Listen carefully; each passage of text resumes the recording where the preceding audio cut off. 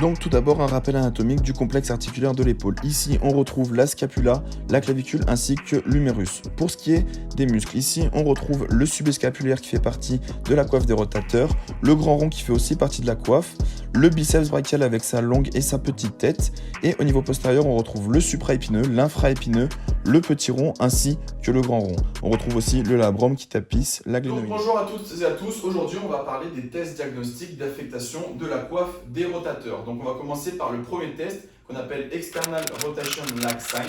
Donc c'est un test tout simple, on va demander au patient 20 degrés d'abduction d'épaule. Ensuite on va lui demander une flexion de coude à 90 bien sûr. On va l'amener en rotation externe complète, donc la main sur le poignet bien sûr. On va enlever 5 degrés à cette rotation externe. Et ensuite, on va demander au patient de maintenir cette position et on va lâcher le poignet. Si on se rend compte qu'il y a un déficit de mobilité de plus de 5 degrés, alors on peut considérer que le test est positif et qu'il y a une affectation de la coiffe des rotateurs. Ensuite, pour le deuxième test, donc le deuxième test, on appelle le lateral jog test. C'est tout simple, le patient se retrouve debout. On va demander une abduction d'épaule au patient, ensuite une rotation interne complète. Et on va simplement appliquer une force verticale donc vers le bas et on va demander au patient de résister à cette force.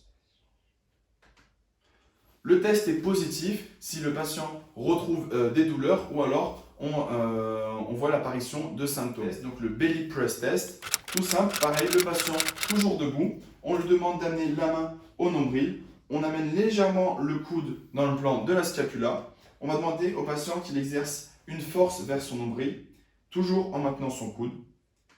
Et on va lui demander de maintenir la position lorsque je vais lâcher le coude.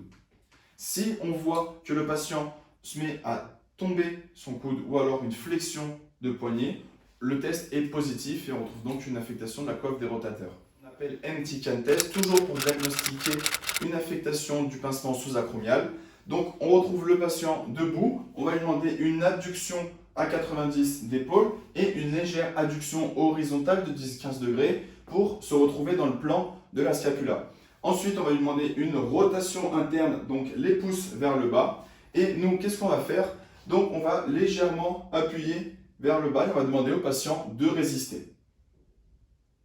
Si on retrouve une reproduction des symptômes ou de douleurs, on peut considérer que le test est positif.